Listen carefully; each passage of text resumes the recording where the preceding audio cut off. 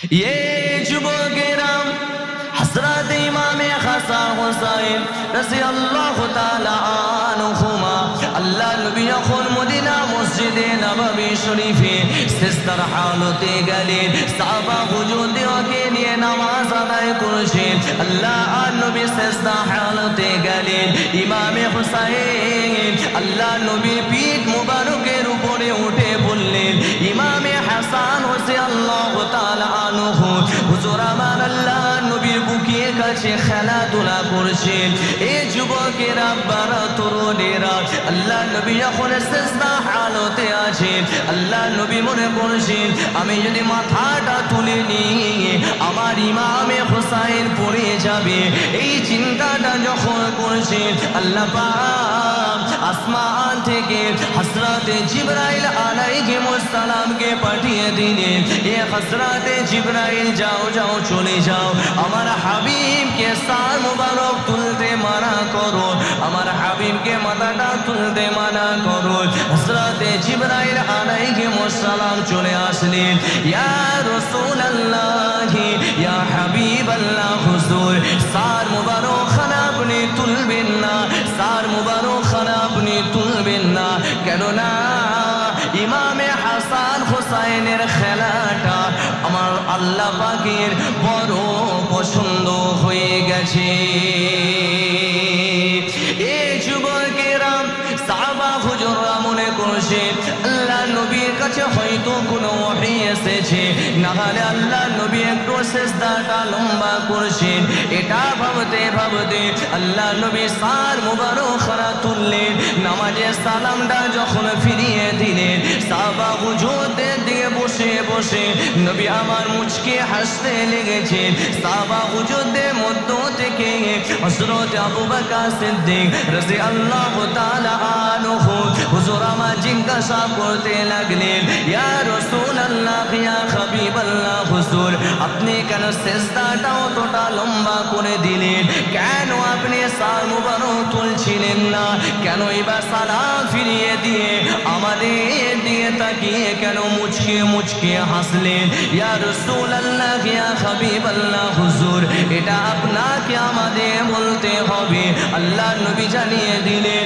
এ আমার সাহাবারা বাবারা শুনে রেখে দাও জেনে রেখে দাও যখন আমি সিজদার মধ্যে গিয়েছিলাম আমার ইমামে হুসাইন যখন আমার পিঠের উপরে উঠে খেলাধুলা করেছিল আমার হাসান যখন বুকের কাছে খেলাধুলা করেছিল আসমান থেকে আল্লাহ পাক হযরত জিবরাইল আলাইহিস সালামকে পাঠিয়ে দিয়েছিলেন আল্লাহ পাক জানিয়েছিলেন এ জিবরাইল তুমি আমার হাবিবকে জানিয়ে দাও যেন আমার হাবিব সার মুবারক যেন না তুলে এ আমার সাহাবারা আমার ইমামে হাসান হুসাইনের খেলাটা আমার আল্লাহ পাকেরও বড় পছন্দ হয়ে গিয়েছিল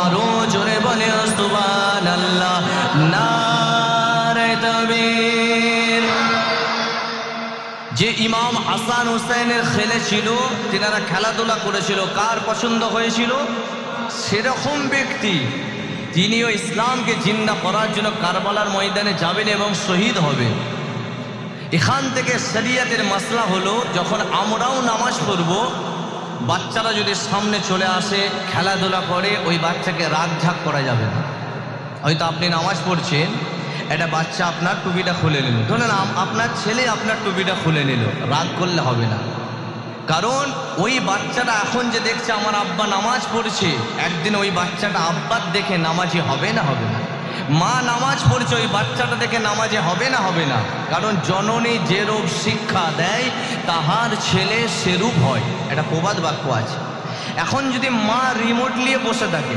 বাচ্চা বড় হয়ে রিমোট চাইবে না কোরআন শরীফ চাইবে বড় পীর সাহেবের আম্মা জান তার নাম কি একটা তো আপনাদেরকে বলতে হবে একবার দুরূদ শরীফ পড়েন আল্লাহুম্মা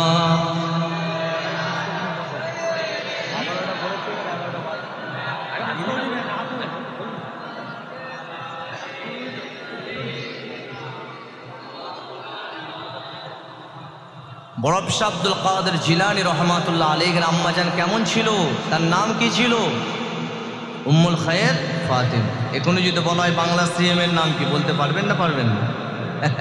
কিন্তু জানলে সব আছে, জেনারেল নলেজ বাড়বে যে আমাদের যে রাজ্যে থাকি সে মুখ্যমন্ত্রীর নাম এই, জেনারেল নলেজ বলে, এটাও জানা দরকার। যে দেশে আছি সেই দেশের প্রধানমন্ত্রীর নাম কি, যে রাজ্যে আছে মুখ্যমন্ত্রীর নাম কি, এগুলো জানা দরকার আছে। কিন্তু আজকে বড় ব্যথা লাগে, 100-র মধ্যে 90% মুসলমান, প্রথমেই বলছি আমি কিন্তু ওয়াজগুলো শুধু ঘটনা বলে চলে যাই, আমি চাই যে ঘটনার মধ্যে আল্লাহ কি শিক্ষা দিয়েছেন মূলত এটাই তো বুঝিয়ে যাওয়া দরকার, নাকি না শুধু ইমাম হাসান হোসেনের ঘটনা বলেই চলে গেলাম, আপনাদেরকে কি দিতে পারলাম? তো আজকে বড় ব্যথা লাগে, 100-র মধ্যে 90% মুসলমান, মাইন্ড করবেন না, 10% মুসলমান আছেন যারা জানেন, পার্সেন্টেজটা কম। 90% মুসলমান আরবি 12টা মাসের নামই জানে না, আছে না নাই জোরে বলেন। ইংরাজি মাসের নাম জিজ্ঞাসা করেন বলে দেবে, January, February, March, April, May, June, July, August, September, October, November, December, সব আছে কি?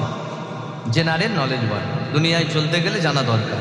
যেমন এটা জানলেন, আপনার বাচ্চাকে ওটা কেন শেখালেন না? আপনি একজন মুসলমান হয়ে যে কোচি আমাদের আরবি ক্যালেন্ডারে এই আরবি 12টা যে মাস আছে তারও নাম আছে, নামগুলো এই প্রত্যেকটা পিতামাতার এটা উচিত ছিল না ছিল না? যদি বলেন ভাইজান শিখতেই হবে, কোথায় লেখা আছে? একদম রেফারেন্স, দলিল, এভিডেন্স যা চাইবে। আল্লাহ পাক সূরা তাওবা কোরআন শরীফের 10 পারাতে সূরা তাওবা শরীফে বলছেন, ইন্না ইদ্দাতাশ শুহুরি ইনদাল্লাহি 12 শাহরান ফি কিতাবিল্লাহি ইয়াওমা খালাকাস সামাওয়াতি ওয়াল আরদা মিনহা আরবাআতুন হুরুম। আল্লাহ বলছেন যে আমার 12টা মাসের নাম মুখস্থ করবে। যেই দিন দুনিয়াকে আল্লাহ কমপ্লিট তৈরি করে দিয়েছিলেন, আল্লাহ পাক মনোনীত নিজে আরবি 12টা মাসের নামকরণ করে দিয়েছিলেন।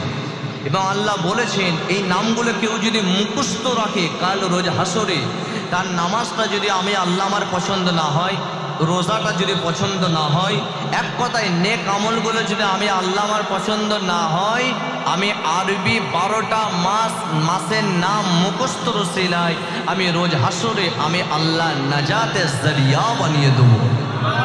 আরো আসতে বলেন সুবহানাল্লাহ। আসতে বললে জোরে হয়, আরামবাগের স্টাইল নাকি?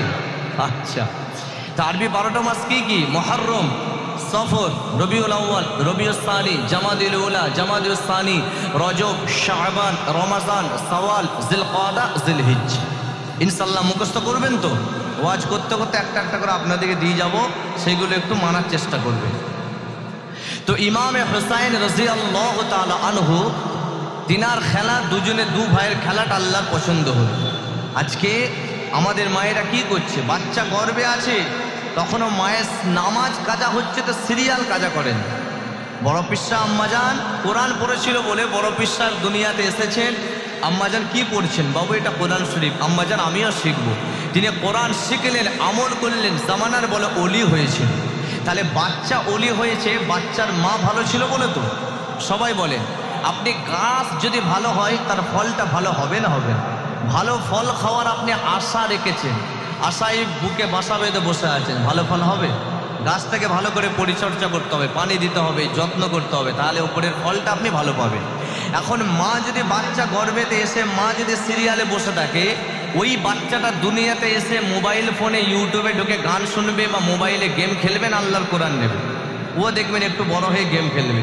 ওই জন্য তো আমাদের ছোট ছোট বাচ্চারা দেখি রাস্তার পাশে বসে বসে, ছোট ছোট বাচ্চা আদলা আদলা ইটের মতো মোবাইল ফোন নিয়ে গেম খেলেই যাচ্ছে, আছে না নাই? আর কি যে মোবাইলে পায়, অনেক যুবক ভাইকেও দেখেছি মোবাইল তুলেই যাচ্ছে, সারাদিন ধরে আঙুল দিয়ে তুলেই যাচ্ছে। আচ্ছা, আঙুলটা কে দিয়েছে ভাই? আল্লাহ দিয়ে। ঈশার আজান হচ্ছে, এই আঙুলে ক্যারাম বোর্ড খেলছে ক্লাবে, এই আঙুলে মোবাইল ঘাঁটছে, যে আঙুলটা আল্লাহ দিল। যেটা তুমি মোবাইলে দেখছো এটা দেখবো না সরাবো, এই সুস্থ মস্তিষ্কটা কে দিয়েছে? আল্লাহ দিয়েছে। তাহলে তোমার চোখ, তোমার মস্তিষ্ক, তোমার আঙুল সব তো আল্লাহ, আর বেঈমানি করছো সে আল্লাহ। নামাজ ছেড়ে দিয়ে ফোন ঘাঁটছো, কাল রোজ হাসরে জবানকে আল্লাহ টেপ দিয়ে পুরো মেরে দেবে, জবান বন্ধ হয়ে যাবে, আঙুল বলবে আল্লাহ, বিপক্ষে যাবে। এই যে আমি আঙুল লেড়ে লেড়ে ওয়াজ করছি, আঙুল আপনার বিপক্ষে যাবে, আল্লাহ জান্নাতে দেবেন না। ঈশার আজান হয়েছিল মোবাইল দিয়ে, এই আঙুল দিয়ে মোবাইল ফোন ঘেটেই চলেছিল, আল্লাহ একে সোজা জাহান্নামে দেবে। আঙুল সাক্ষী দেবে, চোখ সাক্ষী দেবে, আপনারা ওয়াজে শুনেছেন না যে হাত পা সব সাক্ষী দেবে, এরকমভাবে সাক্ষী দেবে। তাই অনেকে আছে 1টা 2টো 3টে পর্যন্ত ফোন ঘাটে, কিন্তু ফজরের নামাজ পড়ে না। যুবতী মহিলারাও আমাদের মুসলিম কমিউনিটির এই ফোন নিয়ে অবৈধ সম্পর্ক করে, তারা প্রেম ভালোবাসা করে, তারা আব্বা ভাইয়ের সম্মানের জায়গায় চুন কালি মাখিয়ে দিয়ে পালিয়ে যেয়ে বিয়ে করে। এই ফোনের জন্য আছে না নাই জোরে বলে? বললেই বলছে না ফোনে পড়া করছে, আর সরকার দিয়ে দিয়েছে। আরে সরকার ফোন দিতে পারে, সেটা তার ভোট ব্যাংক হতে পারে। গাইডলাইনটা কাকে দেওয়া দরকার? তার পিতা মাতাকে দরকার আছে না নাই জোরে বলে? ফোন হাঁটা, এমনি বই আছে, বইয়ে পর। আগেকারের মানুষরা লেখাপড়া শেখেনি, তখন ফোন ছিল নাকি? না, তারা মাস্টার হয়নি, ডাক্তার হয়নি, ইঞ্জিনিয়ার হয়নি, ব্যারিস্টার হয়নি, অ্যাডভোকেট হয়নি, লয়ার হয়নি। ফোন না থেকে হয়েছে না হয়নি? তাহলে আজও হতে পারে না পারে না? তো যদিও আপনি ফোনেতে অনেক পড়ার ব্যাপার থাকে মানছি, সেটা গাইডলাইন দেবেন। রাত হবে ফোনকে একদম নিয়ে নেবেন। রাত্রে ফোন নিয়ে যুবক ছেলে মেয়েদিকে যদি আপনি দেন, এই পিতা মাতাকে আল্লাহর দরবারে জবাবদিহি হতে হবে না হবে না? সেই জন্য একটা সেমিনারে, একটা কলেজের লেকচারে একটা মৌলানাকে একটা গায়ের কম প্রশ্ন করেছিলেন। মৌলানা সাহেব, ইতনা দিন হো গিয়া, হুসাইন জাইসা দুসরা क्यों नहीं हुआ? এতদিন হয়ে গেল ইসলাম জাগানে, আর দ্বিতীয় হুসাইন কেন পয়দা হয়নি? তো মৌলানা সাহেবটা 2-3 মিনিট চুপ থেকে চোখের পানি ফেলে বলেছিলেন, উত্তর দিয়েছিলেন, হুসাইন জাইসা মা নেহি হুয়া ইসলিয়ে হুসাইন নেই হুয়া। হুসাইনের মতো মা হলে তবে তো হুসাইন হবে। বড় পীর সাহেবের মতো মা হলে তবে আল্লাহওয়ালা হলো। আমাদের মায়েরা টিভি দেখছে, সিরিয়াল দেখছে, তো বাচ্চা কি হবে? আল্লাহ যেন এই গুনাহ থেকে হেফাজত করে, জোরে বলেন আল্লাহুম্মা আমিন। ভাবছেন নাকি কি হুজুরকে নিয়ে এলো রে বাবা, একটা করে বলছে আর থেট মারছে। তো ইমামে হুসাইন হুজুর একদম চিন্তা ভাবনা করে নিলেন যে আমার সার থাকতে আমি আমার নানা জানে রেখে যাওয়া ইসলামকে মিটাতে দেবো না। লাগেজ পত্র গোছালে 72 জনের কাফেলা নিলেন। 30 জন মহিলা, 2 জন বাচ্চা, 40 জন যুবক। ইমামে হুসাইন হুজুর 72 জনের কাফেলা নিয়ে আল্লাহর নবীর দরবারে যে দাঁড়ালেন। নিলেন নানা জানের মদিনার গুম্বাদে খাজরার কাছে দাঁড়ালেন। নানা জানকে সে সালাম জানিয়ে দিলেন, আসসালাতু ওয়াসসালামু আলাইকা ইয়া রাসূলুল্লাহ, আসসালাতু ওয়াসসালামু আলাইকা ইয়া হাবিবাল্লাহ। নানা জানাল বিদা, ও নানা জানাল বিদা। এই যুবকেরা বড় তরুণীরা, কেননা ইমামে হুসাইন হুজুর জানতেন আমি যে মদিনা শরীফ ছেড়ে কারবালা ময়দানে যাচ্ছি, জীবনে আর কোনোদিন আমার মদিনা শরীফে ফেরা হবে না। এই জন্য নানা জানকে সে সালাম খানা জানিয়ে দিলেন। আর নানা জানকে বলতে লাগলেন, ও নানা জান, জীবনে বড় ইচ্ছা ছিল আপনার পাশে যেন আমার শোয়াটা হয়। শোয়া মানে হলো আমার নবী পাক সাল্লামের পাশে যেন রওজাটা হয়। নানা জান বড় ইচ্ছা ছিল আমার আম্মা জানের পাশে দিয়ে যেন কবর হয়। এ মুরব্বিয়ানেরা, আমাদের যাদের মারা যায় আমাদের বড় ইচ্ছা হয় যেন তার মা বাবার পাশে যেন কবরটা হয়, আব্বা জান আম্মা জানের পাশে যেন কবরটা হয়। এটা সবাই খুঁজে খুঁজে তার আব্বা মায়ের পাশে কবরটা দেয় না।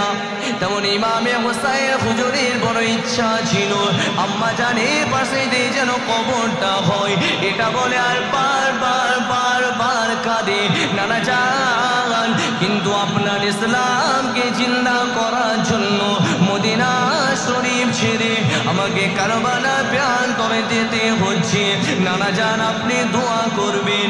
বারবার বলে, আর রাস্তা দিয়ে যেতে যেতে আমার নবী পাকের গুম্বাদে খাজরার দিকে বারবার তাকায়। এই যুবকেরা এমন তো অবস্থায় হাঁটতে কারবালার ইতিহাসে প্রান্তরে চলে গেলেন, ফুরাত নদীর পাশে চলে গেলেন। নানা জান বলেছিলেন, আমার নবী পাক সাল্লাম বলেছিলেন, এ আমার নওয়াজ আমার নাতি ইমামে হুসাইন, তুমি ওই জায়গার মাটিখানা শুকোবে যেখান থেকে এমন সুগন্ধি বার হবে, ওই জায়গাটাই হবে কারবালা প্রান্তর। ইমামে হুসাইন হুজুর ওই জায়গায় চলে গেলেন, মাটিখানা শুকে বলতে লাগলেন, এখানে হবে কারবালা প্রান্তর। তাবুখানা খাটিয়ে নিলেন। ঈশা রক্তে 9 মুহররম পৌঁছে গেলেন। ঈশার নামাজ আদায় করলেন। কিছুক্ষণ পরে তাহাজ্জুদের নামাজ আদায় করলেন। আদায় করার পরে একটুখানি চোখটা লেগে গেল। আমার নবী পাকের নওয়াজাত ইমামে হুসাইন হুজুর ঘুমিয়ে গেলেন। সঙ্গে সঙ্গে আমার আল্লাহ পাক ইমামে হুসাইনের সঙ্গে আমার রাসূলুল্লাহ দিদারটা স্বপ্নের মাধ্যমে আমার আল্লাহ পাক করিয়ে দিলেন। এই যুবকেরা যখনই তিনি নিজের নানা জানের সঙ্গে দিদার করে ফেললেন, আল্লাহ নবী জানিয়ে দিলেন, এ আমার হুসাইন, অমুক জায়গায় তোমাকে শহীদ করা হবে, অমুক জায়গায় অমুককে শহীদ করা হবে। এমন করে সব জায়গাটা বলে দিয়ে লাস্টে আমার নবী পাক সাল্লাল্লাহু ইমামে হুসাইন রাদিয়াল্লাহু তাআলা আনহুকে হাউজে কাউসারের পানি পান করিয়ে দিলেন। আরো চিৎকার দিয়ে বলে সুবহানাল্লাহ, নারে তাকবীর। ইমামে হুসাইন হুজুর, ইমামে হাসান হুসাইন হুজুর জান্নাতি যুবকদের সরদার, জান্নাতি যুবকদের সরদার, নারে তাকবীর। মাশাআল্লাহ, ওয়াজ একদম শেষের দিকে। ইমামে হুসাইন হুজুর হাউজে কাউসারের পানি নানা জানের হাত থেকে, একদম নূরের হাত থেকে খবের মাধ্যমে পান করলেন। এবার ওই দিক থেকে ইয়াজিদ বাহিনী চলে আসলো। হযরত আব্বাস বলে একজন ছিলেন ইমামে হুসাইনের সঙ্গী, তিনি বললেন যে ইয়াজিদ বাহিনী পুরো তাবুক ঘিরে ফেলেছে। ইমামে হুসাইন হুজুর বললেন, তাতে কি হয়েছে? हम किसी से डरता नहीं, सर कटाना हम जानते हैं, सर झुकाने की आदत नहीं है। জোরে বলুন না সুবহানাল্লাহ। যে সচ্চা মুমিন ইমানদার হবে বাতিলের কাছে হাতে হাত দিয়ে আপোষ করবে নাকি? মাথা দিয়ে দেবে, তবু আপোষ করবে না। তো ইমামে হুসাইন হুজুর বললেন, ঠিক আছে আসতে দাও। তো আসার পরে তাদের যে প্রধান সেনাপতি ছিল বলছে, বলো তোমাদেরকে কি বলে পাঠানো হয়েছে? তোমরা একসঙ্গে লড়াই করবে না একজন, তোমাদের একজন আমাদের একজন? সুলাহ করছে, কথা ঠিক করছে, কিভাবে হবে? আর ইমামে হুসাইন হুজুরের দলে 72 জন, তার মধ্যে 32 বাদ দেন, দুটো বাচ্চা আর 30 জন নারী বাদ দিয়ে দেন। আছে যুবক 40 জন, আর তাদের দলে আছে 6000। তো 6000 একদিকে আর একদিকে 40, যদি একসঙ্গে লড়াই করতে দেওয়া হয় 40 জন তো পদপিষ্ট হয়ে যাবার কথা, তাই তো নাকি? কিন্তু ইমামে ইসলামের ইতিহাসে ওটা নাই। ইসলামের ইতিহাসে ভিন্ন। আমরা কম হতে পারি কিন্তু আল্লাহ ইমানে পাওয়ারে আমাদেরকেই জিতিয়ে দেয়। তো ইমামে হুসাইন হুজুর বলছে, বলো কিভাবে লড়াই হবে? বলছে, আপনাদের একজন আমাদের একজন। তো ইয়াজিদের পক্ষ থেকে যে প্রথমে আসছে 32 বছর, 32 থেকে 35 বছরের একজন যুবক আসছে, যে অনেক লড়াই করেছে, মানে বহু যুদ্ধের নায়ক বলা হয়, বহু সে যুদ্ধ করেছে, এক্সপিরিয়েন্স আছে কিভাবে লড়াই করতে, অভিজ্ঞতা আছে। আর আমাদের পক্ষ থেকে ইমামে হুসাইন হুজুরের পক্ষ থেকে যিনি যাচ্ছেন 60 বছরের একজন বয়স্ক মানুষ, যার নাম হলো হযরত গুরায়েদ রাদিয়াল্লাহু তাআলা।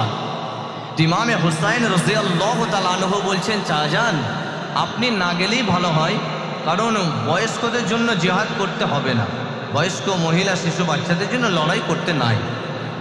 তো তখন সে বয়স্ক মানুষটা বলছে, বাবা আমাদের নেতা ইমামে হুসাইন ওই সুগার, ডায়াবেটিস, ক্যান্সার, হাবিজাবি রোগের মরার থেকে মরতে তো হবেই। আমি চাই যখন আল্লাহ সুযোগ দিয়েছে কারবালার ঐতিহাসিক প্রান্তরে তোমার নানা জানের ইসলামকে জিন্দা করার জন্য আমি লড়াই করতে করতে আমি শাহাদাত বরণ করতে চাই। জোরে বলেন। একটা বয়স্ক তামান্না দেখছেন, একটা বয়স্ক মানুষ, তারও কতটা জজবা জুনুন। তো ইমামে হুসাইন হুজুর তার জজবা জুনুন দেখে বলে, চা যান আপনি যান। উজু করে বিসমিল্লাহ বলে তলোয়ার নিয়ে বিসমিল্লাহ আল্লাহু আকবার, নারায়ে তাকবীর আল্লাহু আকবার, মাথায় পাগড়ি বেঁধে একদম কারবালার ময়দানে ছুটছে বীরের মতো।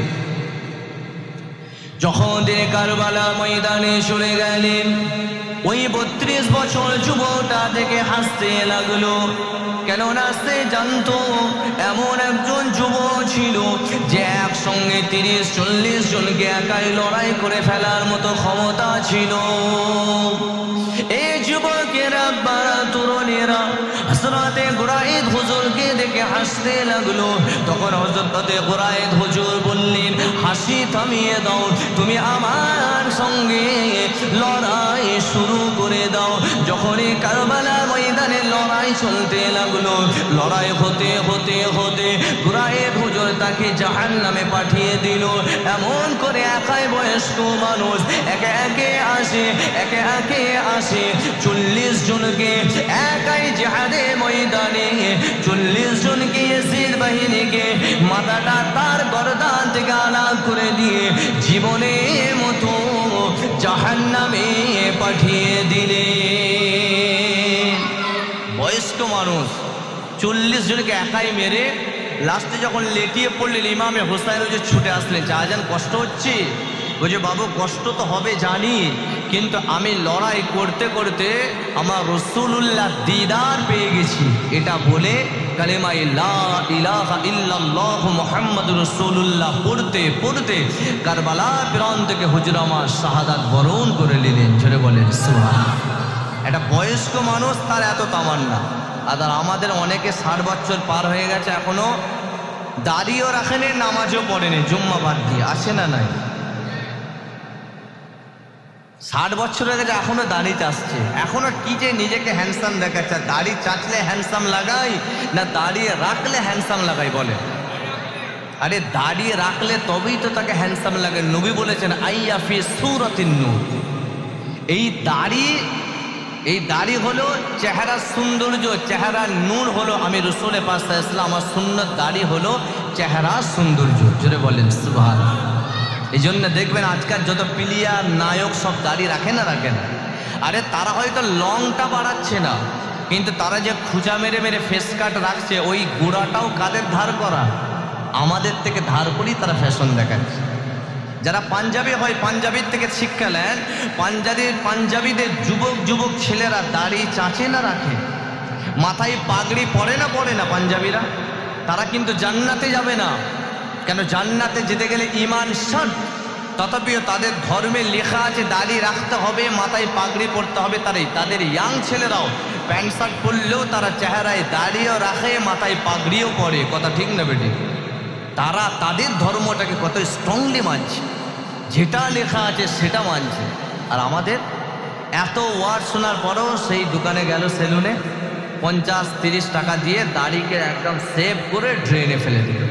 আমি নবীকে ভালোবাসি, নবীর মহাব্বতের এটা ডেফিনিশন। যারা চেয়েছেন রাগ করবেন না, আমাদেরকে তো বলতেই হবে নাকি?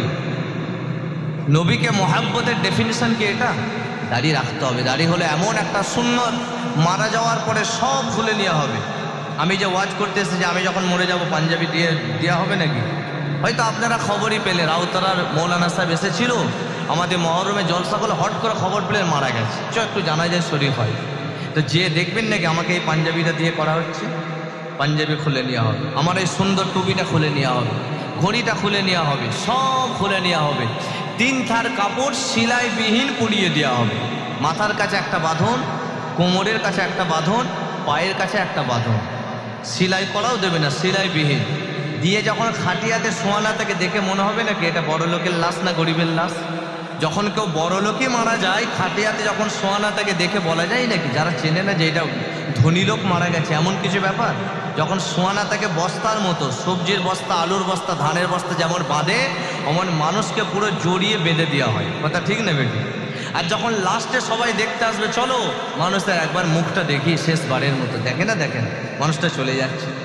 যখন এই চেহারাটা খোলা হবে, যখন আপনি দেখবেন এই চেহারায় নবীর সুন্নত দাড়ি নিয়ে কবরে যাচ্ছে, আপনি হয়তো তাকে চেনেন না, অচেনা মানুষ, কোনো কুটুমে জানাজায় গেছে, তখন আপনার দিলে এটাই ফিল করবেন যে জানি না মানুষটা নামাজে ছিল কি রোজা রেখেছে, অত জানি না, তবে দুনিয়া ছেড়ে যখন যাচ্ছে নবীর সুন্নত মুখে দাড়ি নিয়ে দুনিয়া ছেড়ে বিদায় নিচ্ছে। কথা ঠিক না বেটি? এটা যখন আপনি ভাববেন, ওটা ওই মানুষটা, ওই মাইয়াতটার জন্য দোয়া হয়ে যাবে। নামাজ পড়েছেন রেকর্ড দেখা যাবে না, রোজা রেখেছেন রেকর্ড দেখা যাবে না। দাড়ি হলো এমন একটা সুন্নত, যেমন এই ওয়াজ হচ্ছে লাইভ সম্প্রচার সরাসরি, তেমন দাড়িটাও হলো সরাসরি আপনার সঙ্গে কবরে যাবে। আর কবরে 3টে প্রশ্ন, মান রব্বুকা ওয়া মা দীনুকা ওয়া মান নাবিয়্যুকা, তিন নম্বর প্রশ্নটা যখন করা হবে, নবী পাক সাল্লামের একটা তাসবিহ দেখানো হবে, এনাকে চেনো কি বলো? তখন আপনার মনে পড়ে যাবে আরামবাগে আমাদের ওই জায়গাতে হাই রোডের পাশে একটা আলেম এসেছিল, ওয়াজ করেছিল নবীকে ভালোবাসতে গেলে মুখেতে বললে ভালোবাসাটা সাজবে না, প্র্যাকটিক্যালি ভাবে নবীর সুন্নত দাড়িটা রাখতে হবে।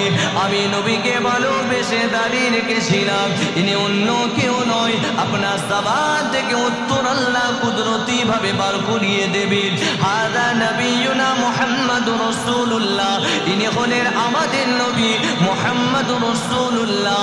এটা যখন আপনি বলে দেবেন, আমার আল্লাহ পাক আপনার কবরটাকে নবীকে চেনার ওসিলায় জান্নাতের টুকরা বানিয়ে দেবে। তাহলে কবরে নবীকে চিনতে গেলে কিসের প্রয়োজন আছে বলেন? দাড়ি রাখবেন তো ইনশাল্লাহ। আমার যুবক ভাইরাও রাখবে, টেনশন নিতে হবে না, দাড়ি রাখলে বিয়ে হয়ে যাবে।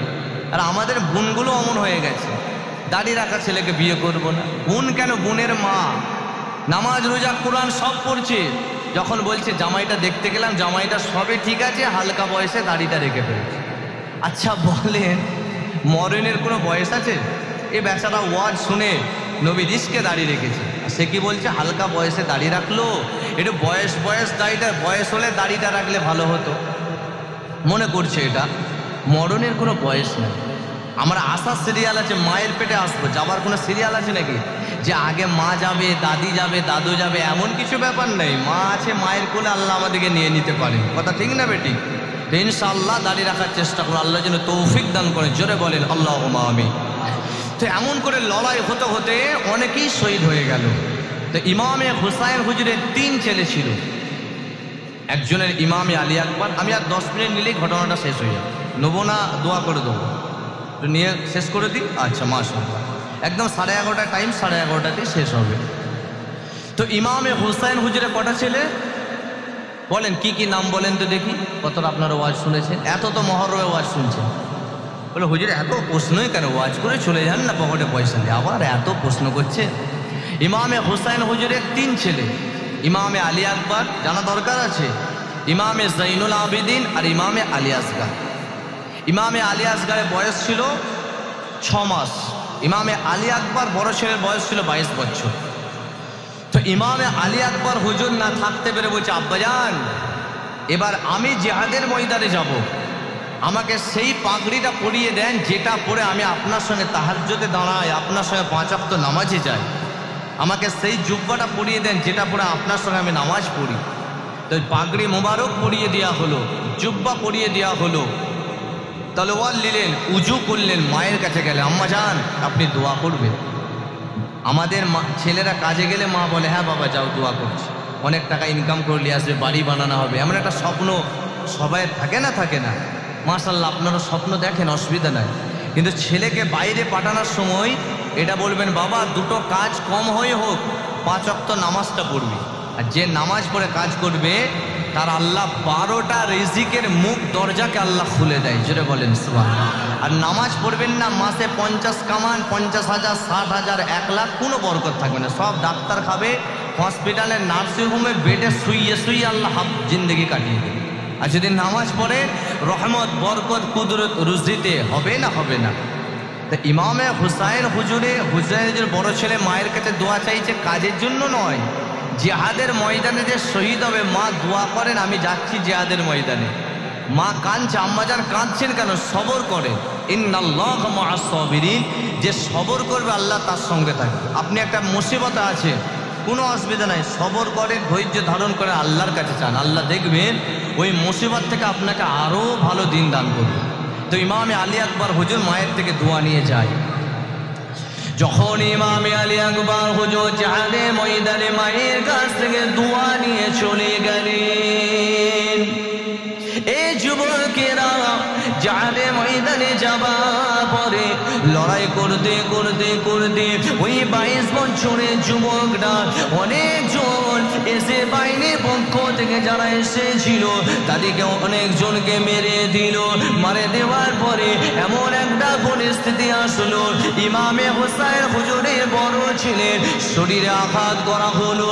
এমন করে তলোয়ার দিয়ে আঘাত করার পরে কাঁধটা তার নেমে গেল। এই কাঁধের তলোয়ারের বাড়ি আঘাত করা হলো, এই কাঁধটা তার নেমে গেল, হাত খানা তার পড়ে গেল। এমন করে লড়াই তথাপিও থামালো না। যখনই তার গরদানে তলোয়ার খানা মারল, ইমামে হুসাইন হুজুর ছুটে ছুটে চলে আসলেন। এ বাবা আলী আকবর, তোমার বড় কষ্ট হচ্ছে বাবা। আলী আকবর আব্বাজানের মুখে দিয়ে তাকিয়ে বলেছিলেন, আব্বাজান হার মারা যাবে না, কাফিরের কাছে কোনোদিন আপোষ করা যাবে না। আব্বাজান আপনি দোয়া করবেন, আমি আপনার নানা জানের ইসলামকে জিন্দা করার জন্য জিহাদের ময়দানে আমি শহীদ হতে যাচ্ছি। এটা বলতে বলতে ইমামে হুসাইনের বড় ছেলে কালিমা লা ইলাহা ইল্লাল্লাহু মুহাম্মাদুর রাসূলুল্লাহ পড়তে পড়তে হুজুর আবার দুনিয়া ছেড়ে বিদায় নিয়ে নিলেন। বড় ছেলে চলে গেল। ইমামে হুসাইন হুজুর ধরে তাঁবুর মধ্যে আনলেন। স্ত্রীর কাছে বলে, এলাও তোমার আলী আকবরকে দেখো। তাঁবুর মধ্যে বড় ছেলের লাশ, মায়ের দিলটা কেমন হবে? মা কান্না ধরে রাখতে পারছেন না, তাদের মায়েরাও তেমন ছিল। তো তখন ইমামে হুসাইন হুজুর রক্ত নিয়ে একটু শরীরে মেখে নিলেন, নিজের বড় ছেলে রক্ত নিয়ে কাপড়ে লাগিয়ে নিলেন। তো মেজে ছেলে ছিল ইমামে জাইনুল আবিদিন। ইমামে জাইনুল আবিদিন এত শরীর খারাপ যে তিনি উঠে দাঁড়াতে পারছে না। তো তিনি বায়াতের দায়িত্ব দিয়েছিল, কেন ইয়াজিদের পক্ষে যারা লড়াই করছিল অনেকেই ছিল যে এই মরণটা, এই লড়াইটা মেনে নিতে পারছিল না। কেন পরিস্থিতি চাপে পড়েছিল, মানুষের মধ্যে ভালো খারাপ থাকে না, থাকে না। একজনকে মারছে দেখা যাচ্ছে, কিন্তু আপনি সৎ মানুষ, মারাটা উচিত হয়, এমন থাকে না, থাকে না। তেমন যারা ইয়াজিদের পক্ষে ছিল তারা মেনে নিতে পারছিল না, নবীর আহাল দিকে মারবো, এটা কি করে হতে পারে। অনেকে গোপনে গোপনে এসে হুসাইন হুজুরের দলে হয়ে যাচ্ছিল। তো ইমামে হুসাইন রাদিয়াল্লাহু তাআলা আনহু বলেছিলেন, যারা আসবে তুমি ইমামে জাইনুল আবিদিন তাদেরকে বায়াত করে নেবে, আমাদের দলে নিয়ে নেবে। তো অনেকে আসছিল, বায়াতের দায়িত্ব ছিল। তো ইমামে হুসাইন হুজুরের ছোট ছেলে যার নাম আলী আসগার, 6 মাসে, পানির জন্য তার পাচ্ছে, পানি পাচ্ছে না, পানির জন্য পা হাত পা মানে জমিনে ঠুকছে। তখন ইমামে জাইনুল আবিদিনের আম্মাজান বললেন ইমামে হুসাইন হুজুরকে, যান না একটু ইয়াজিদের লোকেদিকে বলেন না, ফুরাত নদীর অফুরন্ত পানি প্রবাহিত হচ্ছে, যেন ওখান থেকে আমার এই বাচ্চাকে একটু পানি দেয়।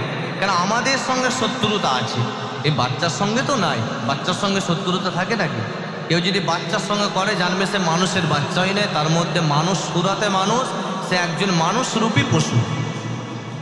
তো ইমামে হুসাইন হুজুর বললেন, ওরা পানি দেবে না, বলছে একটু নিয়ে যান না, আমার সামনে বাচ্চাটা এত কাঁদছে, বড় কষ্ট হচ্ছে, আমার স্তনের দুধও শুকিয়ে গেছে, আজকে 3 দিন কারবালাতে কিছু খাইনি, কেউ খাইনি, একটু নিয়ে যান না। তখন ইমামে হুসাইন হুজুর আলী আসগারকে নিয়ে গেলেন। যখনই নিয়ে গেলেন কাফিরের দিকে বলছে, ইয়াজিদ বাহিনী দিকে বলছে, দেখো তোমাদের মধ্যে অনেকে আছে যারা আমার নানাজানকে দেখেছো, দেখো আমার আলী আসগারকে হুবাহু আমার রাসূলুল্লাহ নানাজানের মতো দেখতে। তো আমার আলী আসগারকে একটু পানি দেবে, ফুরাত নদী, বাচ্চা ছেলে। তো সেই ইয়াজিদ বাহিনীদের দিলটা এত কঠিন, এত পাষাণ হয়ে গিয়েছিল, বলছে হ্যাঁ আপনি তোলেন, পানি দেবো।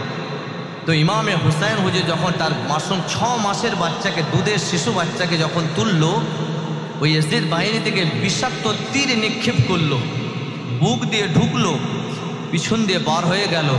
আলী আসগারকে পানি দিল না, তিনিও ওই কারবালার প্রান্তরে শিশু বাচ্চাকেও ছাড়েনি, সেও শহীদ হয়ে গেল। সকলেই পড়েন ইন্না লিল্লাহি ওয়া ইন্না ইলাইহি রাজিউন। তাঁবুর মধ্যে নিয়ে গেল, স্ত্রীকে বললে, দেখো তোমার আলী আসগার আর কিয়ামত পর্যন্ত পানি পানি আর করবে না, জনমের মতো পানি পান করে নিয়েছে, ঠান্ডা হয়ে গেছে। রেখে দেওয়ার পর ইমামে হুসাইন হুজুর আর থাকতে পারলেন না, এখানেই শেষ হবে। ইমামে হুসাইন হুজুর তার স্ত্রীকে বলছেন, আমার সেই পাগড়িটা দাও যেটা আমার নানাজান মানে আমার রাসূলুল্লাহ পরে মদিনা মসজিদে নববী শরীফে ওয়াজ করতেন, খুতবা দিতেন, নসিহত করতেন। রাসূলুল্লাহর পাগড়ি মোবারক মাথায়। বলছে আমার নানাজানের সেই চাদরটা দাও যেটা আমার নানাজান আমার আম্মাজান ফাতেমাকে দিয়েছিলেন। ফাতেমা রাদিয়াল্লাহু তাআলা আনহার কাছে ছিল, আমার আম্মাজান আমাকে দিয়েছে, আমি আপনার কাছে রেখেছিলাম, সেই চাদরটা দাও।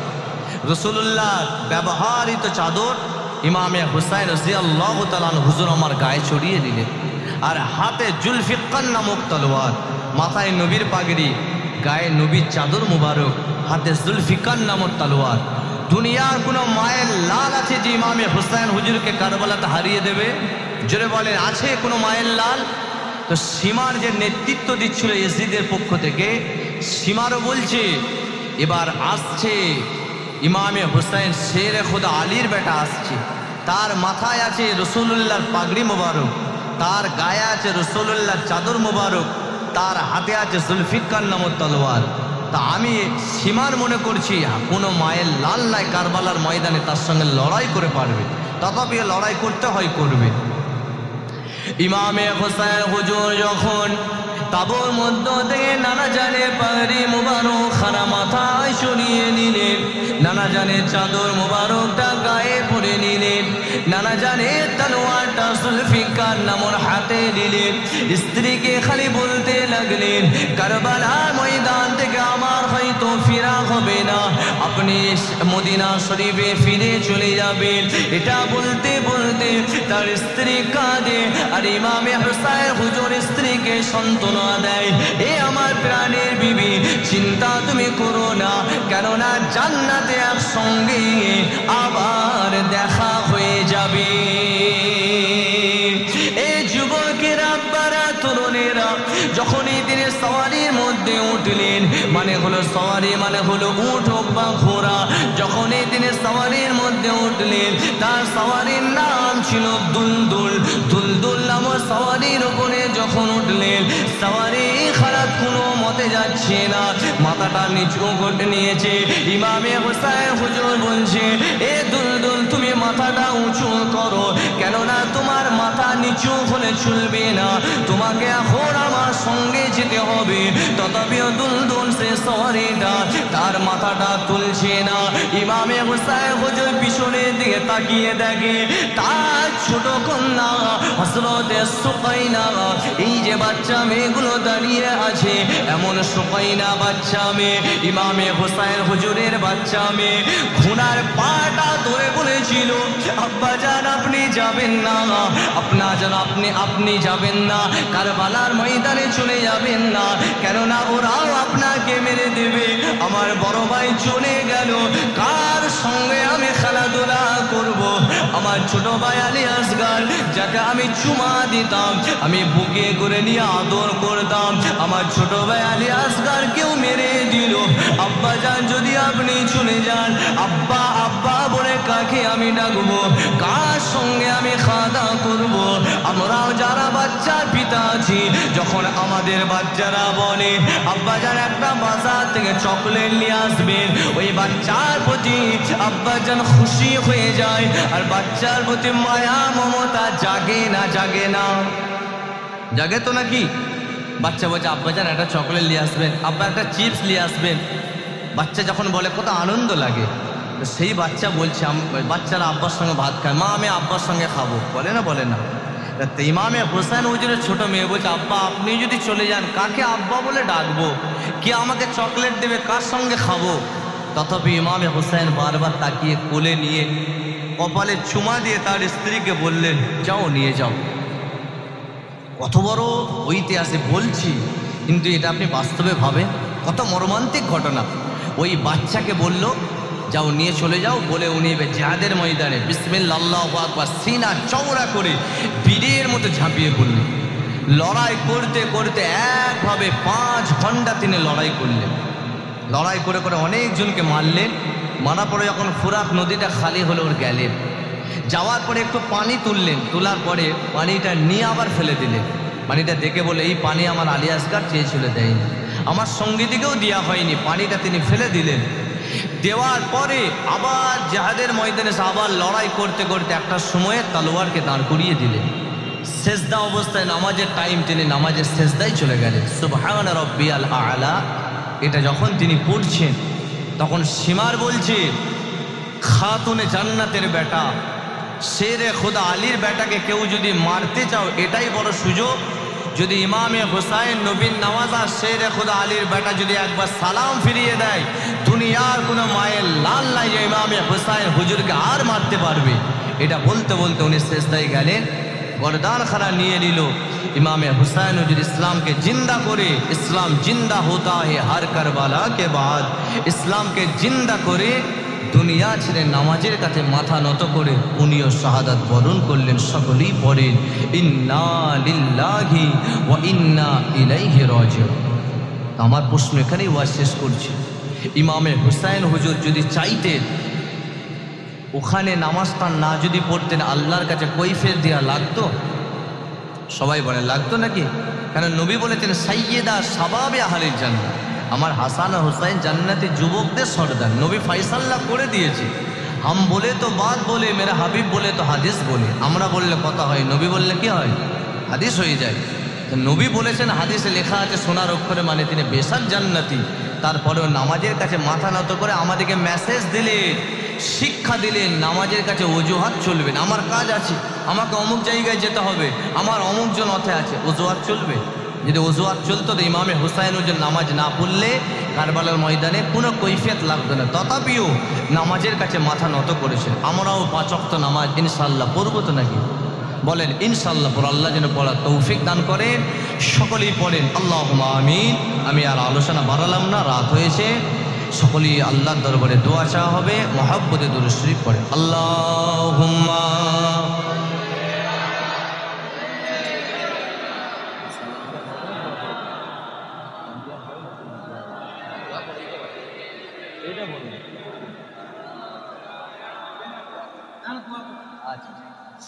সকলে তকবীর দেন, নারে তকবীর। बातिल ने जब जाबो बदले है तहबर, आया है तब ताबो मेरी जुबा पर।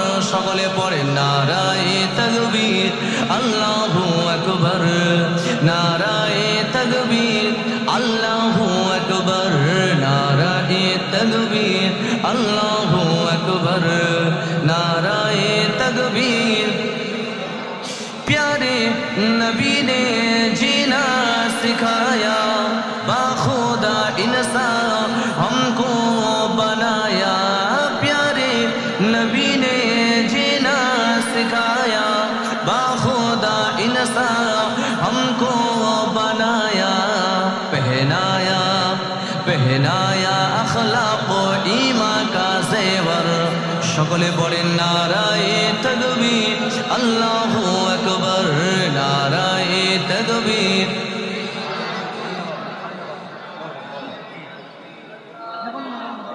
खुद भी जियो जीने दो सभी को, ईजा ना पहुँचाओ खुद से किसी को।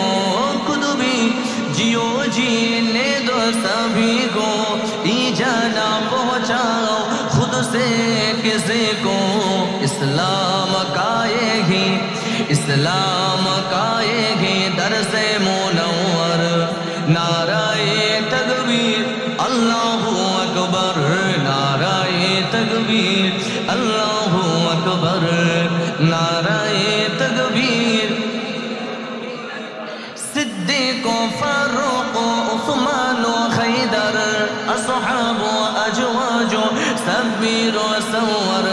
सिद्दीक़ फारूक़ उस्मान खैदर, अस्हाब अजवाज सब्बीर सवर।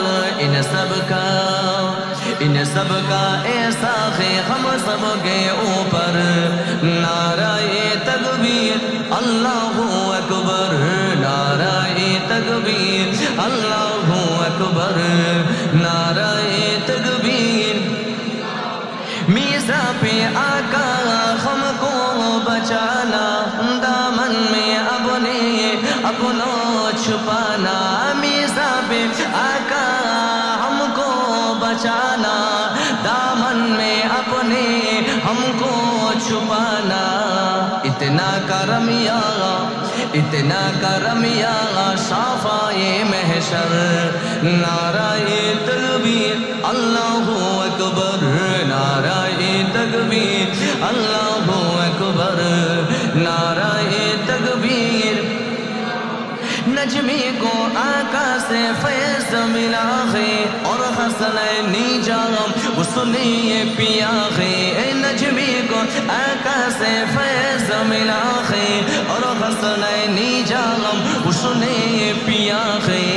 नजमी नजमी नजमी गुलामे गुलामाने हैदर नाराए तकबीर अल्लाहु अकबर अल्लाहुम्मा सल्ली अला।